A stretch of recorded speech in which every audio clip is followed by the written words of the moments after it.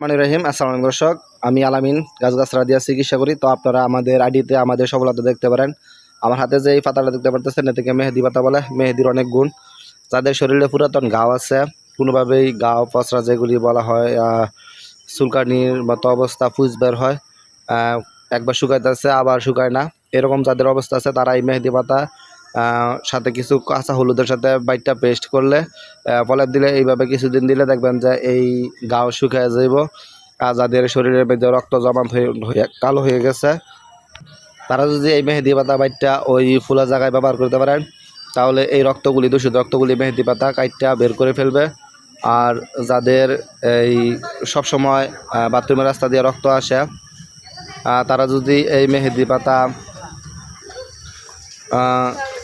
মানে এক মুঠ মেহেদি পাতা নিয়ে আতপ চাইল ডট, আপনারা অনেকেই চিনেন যেটাকে আলো চাইল বলা হয় গ্রামের ভাষায়, ওই আলো চাইলের যেই মার, ওই মারের সাথে গরম গরম খাইতে পারলে 3 দিন, যাদের নর্মাল সমস্যা 10-12 দিন ধরে প্রতি মাসে মাসিকের সময় রক্ত হয়, তারা 7 দিন খাইলে চলে, 3 দিন কিংবা 7 দিন। যাদের মাসের পর মাস রক্তস্রাব হয় বন্ধনে, তারা দেখা গেছে আপনার 14 দিন কিংবা 21 দিন খাইতে পারলে ইনশাল্লাহ এই রক্তস্রাব বন্ধ হয়ে আসে। আর আমাদের রক্তস্রাব বন্ধের জন্য আরও অনেক ট্রিটমেন্ট আছে। আমরা বিভিন্ন রকমের ওষুধ দিয়া এইসব চিকিৎসা করে থাকি। তো নর্মালি গাছগাছরার যে চিকিৎসাগুলি আমরা আপনাদেরকে দেই, এগুলি আপনারা ট্রাই করে দেখতে পারেন, ইনশাল্লাহ উপকার পাবেন।